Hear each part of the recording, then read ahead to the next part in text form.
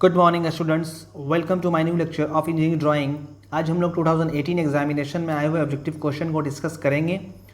Already हमने 2019 का दोनों एग्जामिनेशन में जो मई में और दिसंबर में आया हुआ ऑब्जेक्टिव क्वेश्चन उसको हम लोगों ने डिस्कस कर लिया है। प्लेलिस्ट बना हुआ है ऑब्जेक्टिव क्वेश्चन का, आप वहाँ पर जाकर देख सकते हैं। मैं यहाँ पर आई बटन पे यहाँ पर आपको वहाँ पर सजेशन दे दूँगा। आप यहाँ पर सजेशन में आप जाकर आई बटन पर यहाँ पर आप क्लिक करके आप देख सकते हैं इसको भी।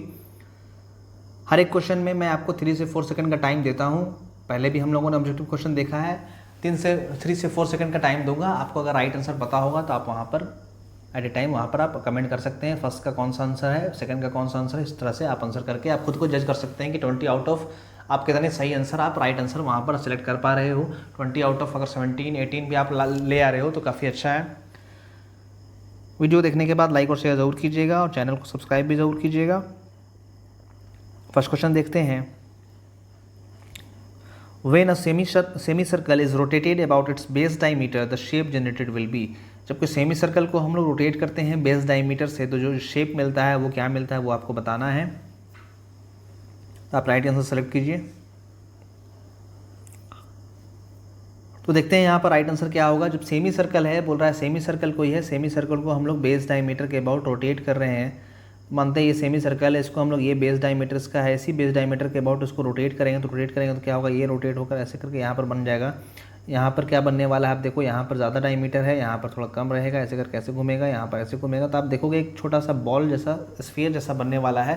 जब कोई सेमी सर्कल को आप उसके डायमीटर के अबाउट रोटेट कर दोगे, ऐसे करके रोटेट करोगे तो क्या होगा, यहाँ से घूम कर क्या बन जाएगा, एक बॉल जैसा बनने वाला है। तो यहाँ पर एक स्फीयर होगा इसका राइट आंसर इसका स्फीयर होगा। ऑप्शन नंबर डी यहाँ पर राइट आंसर हो जाएगा। जब भी सेमी सर्कल को हम उसको डायमीटर को पकड़ लेंगे, पकड़ कर रोटेट करेंगे तो वहाँ पर जो बनने वाला है, जो स्पेस वहाँ पर जो कवर होगा, वो स्पेस जो कवर होने वाला है वो एक स्फीयर के स्पेस को कवर करेगा। आप खुद से भी बनाकर देख सकते हो। एक हाफ सेमी सर्कल पेज को कट कर लेना, वहाँ से आप रोटेट करके देख लेना, वहाँ पर जो बनने वाला है वो स्फीयर ही बनेगा। तो ऑप्शन नंबर यहाँ पर डी राइट आंसर होगा। क्वेश्चन नंबर सेकंड देख लेते हैं। The position of sphere always. जो स्फीयर का जो पोजीशन होता है वो कैसा होता है आपको बताना है। स्फीयर का पोजीशन कैसा होता है, राइट आंसर इसका आपको कमेंट करना है। इसका राइट आंसर आप देखिए, आप लोगों ने कमेंट कर लिया होगा। इसका राइट आंसर सर्कल होता है। जब भी हम स्फीयर को देखते हैं, चाहे वो फ्रंट में हो चाहे वो टॉप में हो, तो हम लोगों को जब उसको प्रोजेक्ट करते हैं तो वो हम लोगों को सर्कल के फॉर्म में ही नज़र आने वाला है। हर एक केस में आपको सर्कल ही दिखता है। स्फीयर है तो वो हमें सर्कल ही नज़र आता है। चाहे फ्रंट से देख लो, चाहे टॉप से देख लो, चाहे साइड से देख लो, हर एक केस में आपको सर्कल ही दिखने वाला है। इसका right answer option number A हो जाएगा। क्वेश्चन नंबर थर्ड देख लेते हैं। Total number of edges in tetrahedron is. Tetrahedron में टोटल नंबर ऑफ एजेस कितने हैं, इसका राइट आंसर आपको कमेंट करना है। आप लोग राइट आंसर कमेंट कीजिए। तो इसका आंसर आप देख लीजिए क्या होता है। टेट्राहेड्रॉन आपको पता है, जिसके पास इक्विलेटरल ट्रायंगल होता है। तो कैसा होता है, वहाँ पर एक बेस में इक्विलेटरल ट्रायंगल होता है, यहाँ पर एक एपेक्स कुछ हाइट पर होता है, यहाँ से ये होता है ट्रायंगल, यहाँ पर हो गया इस साइड, एक इस साइड हो गया और एक इस साइड हो जाता है। तो 4 इक्विलेटरल ट्रायंगल होता है। और एजेस यहाँ पर देख लो आप कितना है, ये 1 हो गया, 2 हो गया, 3 हो गया, यहाँ पर ये हो गया 4, यहाँ 5 हो गया, यहाँ पर 6 हो गया। तो टोटल यहाँ पर 6 एजेस हैं। यहाँ पर टोटल नंबर ऑफ एजेस 6 है। तो इसका right answer option number B हो जाएगा। 20 एजेस होगा। इक्विलेटरल टेट्राहेड्रॉन है, यहाँ पर टेट्राहेड्रॉन है तो यहाँ पर कितने एजेस हैं, तो एजेस यहाँ पर 6 हो जाएगा। टोटल 6 टेट्राहेड्रॉन में एजेस होते हैं। क्वेश्चन नंबर 4 देख लेते हैं। क्वेश्चन नंबर 4 बोल रहा है auxiliary vertical plane is inclined to. आपको auxiliary vertical plane last objective question भी हमने डील किया था, वहाँ पर भी आया था। इसको बोलते हैं AVP बोलते हैं, ऑक्सिलरी वर्टिकल प्लेन शॉर्ट में बोलते हैं AVP। तो बोल रहा है जो AVP है, ऑक्सिलरी वर्टिकल प्लेन है, वो इंक्लाइंड होता है। किसके इंक्लाइंड होता है, AIP के होता है कि VP के होता है कि AUP के होता है कि HP के होता है। ये आपका ऑप्शन वहाँ पर दिया हुआ था। इसका आपको कमेंट करना है कि राइट आंसर क्या होगा। तो ऑक्सिलरी वर्टिकल प्लेन है, तो आपको बताया था मैंने ऑक्सिलरी वर्टिकल प्लेन क्या होता है। वर्टिकल जहाँ लगा हुआ है वो क्या होता है, वर्टिकल प्लेन से इंक्लाइंड होता है। तो वही पूछ रहा auxiliary vertical plane is inclined to. जहाँ पर भी यहाँ पर वर्टिकल लगा हुआ है तो वो वर्टिकल प्लेन से इसको पहचानने का तरीका आपको बताया था कि अगर बीच में वर्टिकल लगा होता है, क्योंकि 2 तरीके से होता है, एक में बीच में वर्टिकल लगा होता है, एक बीच में इंक्लाइंड होता है। एक को बोलते हैं AVP ऑक्सिलरी वर्टिकल प्लेन, एक को बोलते हैं AIP जिसका नाम है ऑक्सिलरी इंक्लाइंड प्लेन। तो जहाँ पर भी वर्टिकल लगा रहता है वो वर्टिकल प्लेन से इंक्लाइंड होता है, और जहाँ पर वर्टिकल नहीं लगा रहता है, मान लीजिए इसमें वर्टिकल नहीं लगा हुआ है, तो ये क्या होता है, हॉरिजॉन्टल प्लेन से इंक्लाइंड होता है। तो इसका राइट आंसर क्या हो जाएगा, AVP है, तो इसका मतलब वो इंक्लाइंड किसको होता है, वर्टिकल प्लेन के इंक्लाइंड होता है। तो यहाँ पर option number B right answer हो जाएगा VP के। क्वेश्चन नंबर 5 देख लेते हैं। बोल रहा है regular solid has equal edges in length of, regular जो सॉलिड होता है वहाँ पर इक्वल एजेस होता है, वो किसका इक्वल एजेस होता है वो बताना है, वहाँ पर किसका किसका इक्वल एजेस होता है। इसका राइट आंसर आप लोग कमेंट कीजिए। तो आप लोगों ने पढ़ा होगा जब भी हम लोग क्वेश्चन करते हैं इंजीनियरिंग ड्राइंग का, तो आप लोगों को मिलता है regular pentagonal pyramid, regular pentagonal prism, ऐसे करके मिलता है। तो रेगुलर मतलब जिसका जो फेसेस होता है, जैसे रेगुलर अगर पेंटागोनल पिरामिड आ गया तो जो उसका फेसेस होता है, ट्रायंगुलर फेसेस होता है, तो वो इक्वल शेप का होगा, तो उसको हम लोग बोलते हैं रेगुलर पेंटागोनल पिरामिड। और नीचे का जो बेस है वो भी जो पेंटागोन बना हुआ है 5 एजेस से, तो वो भी इक्वल साइज़ का होता है। तो जो भी यहाँ पर चाहे बेस एज हो, चाहे इंक्लाइंड सर्फेसेज हो, इंक्लाइंड एजेस हो, चाहे वर्टिकल एजेस हो, वो सब सारा जो होता है इक्वल होता है आपस में। वर्टिकल आपस में इक्वल होगा, बेस एज जो होता है वो आपस में इक्वल होता है, तो सारा बेस एज भी इक्वल होता है, वर्टिकल भी इक्वल होता है। तो यहाँ पर आंसर क्या हो जाएगा, एंड एजेस जो बोल रहा है, एंड एजेस और वर्टिकल एजेस सारा इक्वल होता है। तो यहाँ पर ये आपस में इक्वल होता है और ये एंड एजेस जो होता है वो आपस में इक्वल होता है। तो वही यहाँ पर पूछा regular solid has equal edges in length of, तो यहाँ पर वर्टिकल एजेस भी हो जाएगा और एंड एजेस भी हो जाएगा, दोनों यहाँ पर राइट आंसर हो जाएगा। तो option number B, option number C यहाँ पर राइट आंसर हो जाएगा, बोथ ए एंड बी। क्योंकि आपने क्वेश्चन किया होगा, क्वेश्चन में बोलता है रेगुलर हेक्सागोनल पिरामिड, तो आप कैसे बनाते हैं, नीचे का बेस का शेप सारा, जो बेस का एज होता है 6 एजेस होता है वो आपस में इक्वल होता है, और जो इंक्लाइंड एजेस होता है वो आपस में इक्वल होता है।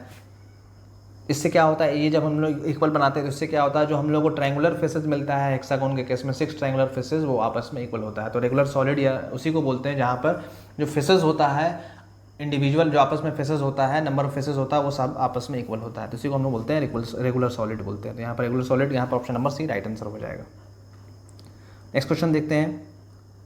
बोल रहा है a solid having 4 equilateral triangular faces is called, कोई सॉलिड है जिसके पास 4 इक्वलेटरल ट्रायंगुलर फेसेस है, उसको हम लोग क्या बोलते हैं, ये आपको बताना है। राइट आंसर कमेंट में कमेंट कीजिए।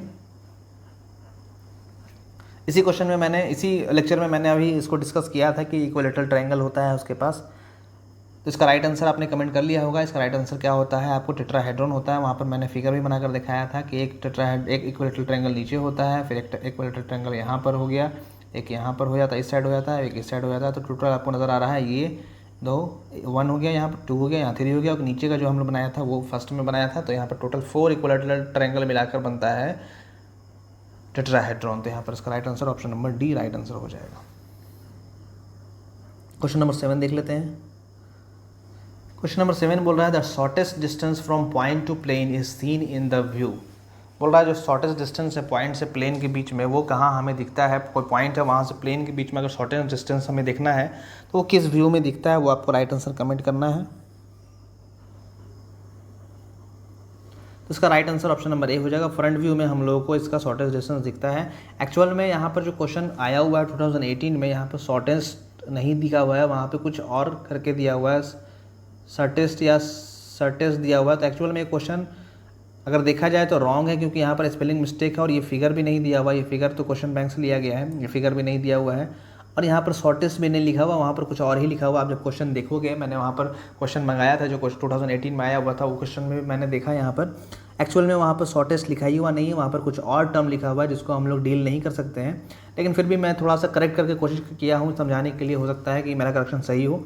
तो यहाँ पर बोला है कोई पॉइंट है और पॉइंट से प्लेन के बीच में, यहाँ पर मान लीजिए पॉइंट है, कोई हॉरिजॉन्टल प्लेन है, यहाँ से इस प्लेन का के बीच में शॉर्टेस्ट डिस्टेंस हम लोग कहाँ देखते हैं, तो आपको पता है जब पॉइंट और नीचे प्लेन है वहाँ से जब वर्टिकल डिस्टेंस हम लोग को यहाँ पर शॉर्टेस्ट डिस्टेंस देखना होगा, तो हम लोग फ्रंट व्यू में देखेंगे, तो हम लोग को वहाँ पर शॉर्टेस्ट डिस्टेंस उसका नज़र आने वाला है, मिनिमम डिस्टेंस नज़र आने वाला है, यहाँ पर हम लोग को मिनिमम दिखेगा।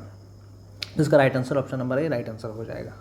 इसका राइट आंसर हमने देखा ऑप्शन नंबर ए होगा। वैसे भी आपको यहाँ पर नज़र आ रहा होगा, अगर पॉइंट और प्लेन के बीच का डिस्टेंस बोल रहा है, तो पॉइंट यहाँ पर हमने अभी लिया था, पॉइंट यहाँ पे लेकर डिस्टेंस माना था, तो अगर हम लोग टॉप से देखेंगे तो ये हमें क्या नज़र आने वाला है, ये हमें इस प्लेन पर पॉइंट के फॉर्म में नज़र आने वाला है, मतलब हमें यहाँ पर डिस्टेंस यहाँ पर नज़र नहीं आने वाला है। तो ऑप्शन आप देख लो, टॉप व्यू तो यहाँ पर होगा नहीं। फिर उसके बाद बोल रहा है कि distance from point to plane is seen in the view, तो एजेस तो होगा नहीं, एजेस व्यू कोई होता नहीं है, ऑल ऑफ एबव भी इसका मतलब नहीं होगा। तो इसका right answer option number, best option option number A ही हो सकता है यहाँ पर। ऑप्शन नंबर ए हम लोगों ने सेलेक्ट किया। अब क्वेश्चन नंबर 8 देख लेते हैं। When the axis of solid is parallel to both HP and VP, the view from obtained jet of axis. यहाँ पर भी क्वेश्चन नंबर 8 में भी मिस्टेक है, यहाँ पर इंजेड कोई ऐसा टर्म दिया हुआ है जो होता नहीं है, तो इंजेड का कोई मीनिंग यहाँ पर आ नहीं रहा है, तो यहाँ पर भी ये क्वेश्चन नंबर 8 में एरर है। क्वेश्चन नंबर 8 भी आप बोल सकते हो रॉन्ग क्वेश्चन ये दिया हुआ है, यहाँ पर एंजेंट नहीं होगा, हो सकता है यहाँ पर टेंजेंट बोलते हैं, टेंजेंट टू एक्सिस कुछ हो सकता था यहाँ पर मेरे हिसाब से। टेंजेंट टू एक्सिस मतलब वैसा व्यू हमें बनाना है जहाँ पर HP और VP के, वैसा व्यू को यहाँ पर बताना है, यहाँ पर जो HP और VP के एक्सिस जब पैरेलल होगा तब हमें वहाँ पर टेंजेंट होगा, वो ये बताना है। आपको बताता हूँ डिटेल करके। टेंजेंट टू यहाँ पर एक्सिस लिख लेते हैं पहले। अब देखते हैं क्या बोल रहा है। When the axis of solid is parallel to both HP and VP the view from obtained agent of axis. तो एक्सिस ऑफ सॉलिड पहले हम लोग बना लेते हैं जिस व्यू में पैरेलल नजर आएगा। Axis of solid is parallel to both HP and VP। HP और VP दोनों के पैरेलल है, तो यहाँ पर बनाते हैं, इसको पहले रिमूव कर लेते हैं यहाँ से। अब देखते हैं कैसा हम लोग सॉलिड को रखेंगे कि एक्सिस पैरेलल नज़र आए। आपको क्लास में बताया था जब हम पढ़ रहे थे position of solid, axis of solid दोनों व्यू के पैरेलल कब होता है, जब हम लोग साइड व्यू में उसका बेस बनाते हैं। जब बेस में वैसा हम लोग सॉलिड रखेंगे जब साइड व्यू में उसका बेस नज़र आए और एक्सिस का मानते हैं ये स्क्वायर प्रिज्म है। स्क्वायर प्रिज्म का एक रेक्टेंगुलर ब्लॉक जो है, रेक्टेंगुलर फेस जो है वो HP पर रखा हुआ है और इस तरीके से रखा हुआ है कि इसका एक्सिस जो है वो XY के तो पैरेलल है ही और VP के वर्टिकल प्लेन के भी पैरेलल है, तो हमें टॉप में भी रेक्टेंगल दिखने वाला है और फ्रंट में भी रेक्टेंगल दिखने वाला है और एक्सिस दोनों के पैरेलल नजर आएगा। और साइड व्यू में इसका हम लोग जब साइड से देखेंगे, इधर से देखेंगे, तो इसका हम लोगों को बेस यहाँ पर नजर आएगा जो हमने यहाँ पर बनाया है। तो ये हमने एक्सिस को पैरेलल करके बना लिया दोनों व्यू के। तो यहाँ पर उसके बाद क्या बोल रहा है, the view from obtained agent of axis. तो एंजेंट तो यहाँ पर कुछ होगा नहीं, अगर हम लोग टेंजेंट इसको करके बनाते हैं टेंजेंट टू एक्सिस, तो वैसा व्यू हमें बताना है जहाँ पर एक्सिस के टेंजेंट हो व्यू। तो यहाँ पर अगर हम लोग साइड व्यू देखें तो साइड व्यू में एक्सिस कहाँ है, एक्सिस यहाँ पर है, ये सेंटर पे एक्सिस होता है, तो सेंटर पे एक्सिस हो रहा है तो एक्सिस का टेंजेंट तो हो नहीं रहा है, एक्सिस के परपेंडिकुलर हो जा रहा है वो, ये वाला व्यू। तो ये तो राइट आंसर होगा नहीं, ऑप्शन नंबर बी तो होगा नहीं, तो बी होगा नहीं तो ऑप्शन नंबर सी भी नहीं हो पाएगा। तो ऑप्शन नंबर ए भी देख लेते हैं फ्रंट व्यू में होगा कि नहीं। तो फ्रंट व्यू में आप देखो ये एक्सिस है यहाँ पर, और अगर फ्रंट व्यू बनता है, फ्रंट व्यू कैसा बना, फ्रंट व्यू ऐसा बना, तो ये हम लोग बोल सकते हैं ये एक्सिस जो है इसके पैरेलल होगा या टेंजेंट होगा, ये बोल सकते हैं यहाँ पर। तो ऑप्शन नंबर ए यहाँ पर सिलेक्ट किया जा सकता है, अदरवाइज क्वेश्चन तो ऐसे रॉन्ग ही है। तो अगर रॉन्ग को भी अगर हम लोग करेक्ट करके कोशिश करें यहाँ पर सॉल्व करना, तो ऑप्शन नंबर ए यहाँ पर राइट आंसर आप सिलेक्ट कर सकते हो। अदरवाइज क्वेश्चन नंबर 8 और 7 दोनों रॉन्ग है, दोनों में मिस्टेक था। आप 2018 का क्वेश्चन पेपर देखोगे, वहाँ पर क्वेश्चन बैंक में भी एरर है और जो क्वेश्चन मैंने मंगवाया है, जो पर्टिकुलर एग्जाम जो हुआ था उसमें जो क्वेश्चन पेपर आया है उसमें भी मैंने देखा है, वहाँ पर भी रॉन्ग है। तो दोनों का क्वेश्चन रॉन्ग है, तो वहाँ पर आपको इजीली वहाँ पर मार्क्स वहाँ पर मिल जाएंगे। जब भी क्वेश्चन कोई रॉन्ग होता है ऑब्जेक्टिव क्वेश्चन, तो वहाँ पर फुल मार्क्स 1 मार्क्स आपको मिल जाएंगे, अवेलेबल हो जाएंगे। क्वेश्चन नंबर 9 देख लेते हैं। बोल रहा था section plane are represented by its on HP and VP। कोई सेक्शन प्लेन है उसको रिप्रेजेंट करते हैं, section plane are represented by its on HP and VP। कोई सेक्शन प्लेन को हम HP और VP पे उसके किस चीज़ से रिप्रेजेंट करते हैं, HT से करते हैं कि VT से करते हैं कि ट्रेसेस से करते हैं कि ऑल ऑफ एबव होगा। इसका राइट आंसर आप कमेंट कीजिए। तो यहाँ पर HP और VP दोनों के बोल रहा है। अगर सिर्फ HP बोलता है तो हम लोगों को पता है HP पर सेक्शन प्लेन को हम लोग किससे शो करते हैं, HT से शो करते हैं, हॉरिजॉन्टल ट्रेस से शो करते हैं। और VP पर किससे शो करते हैं, VP पर हम लोग वर्टिकल ट्रेस से शो करते हैं।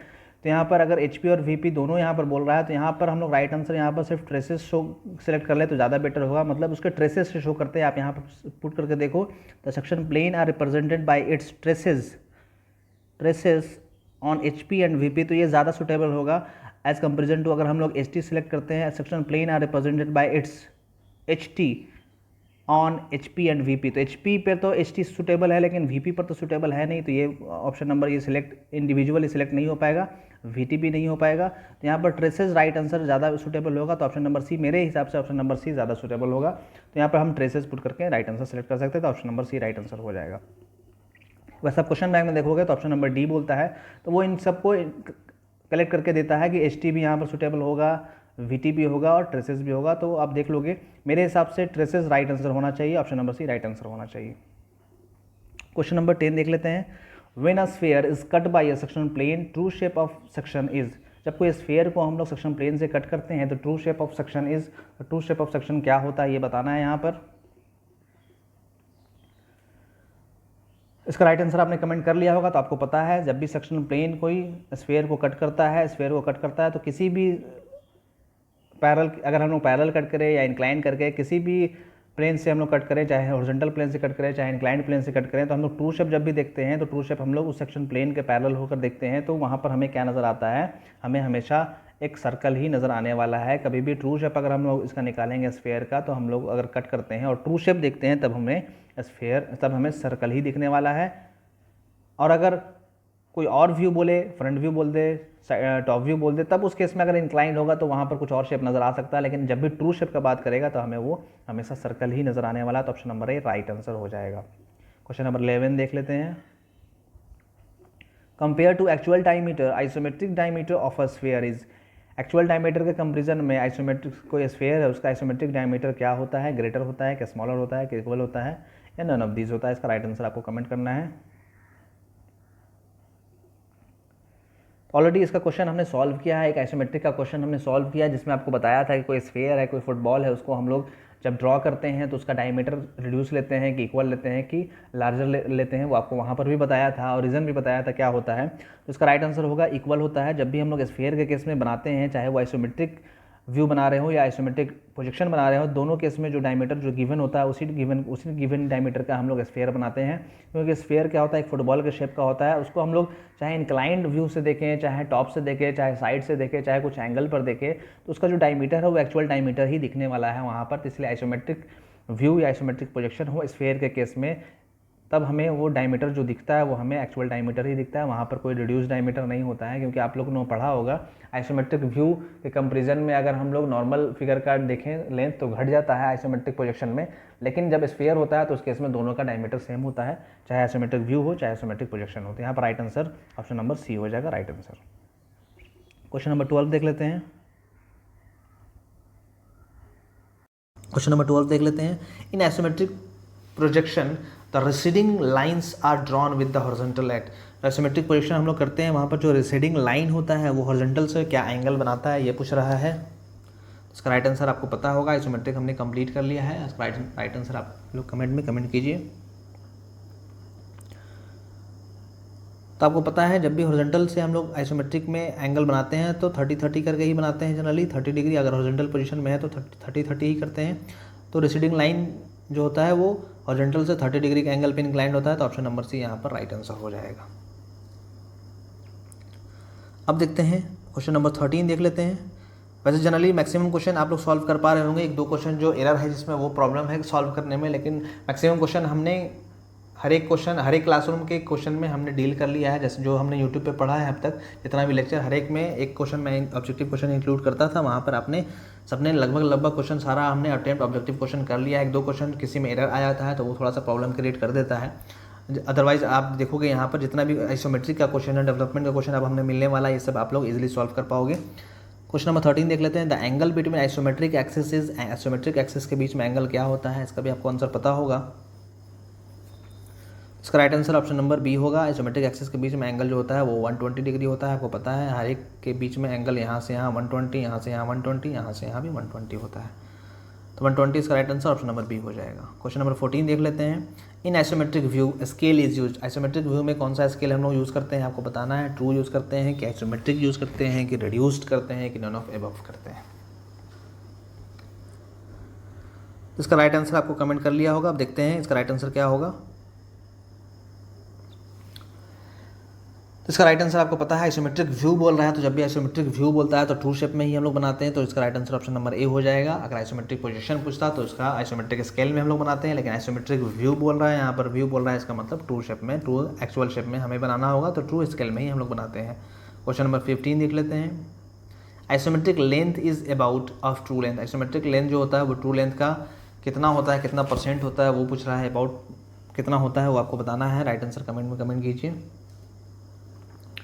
तो आपको पता है इसका राइट आंसर कितना होता है। आपको पता है जब भी हम लोगों को आइसोमेट्रिक लेंथ निकालना होता है तो हम लोग 0.815 से मल्टीप्लाई करते हैं। इसका मतलब अबाउट 82% जो होता है वो एक्चुअल लेंथ का होता है या ट्रू लेंथ का होता है। तो यहाँ पर इसका राइट आंसर 82% हो जाएगा। Option number D right answer हो जाएगा। लगभग अबाउट पूछ रहा है, अबाउट 82%, और एक्चुअल में अगर बात करें तो 81.5% होता है,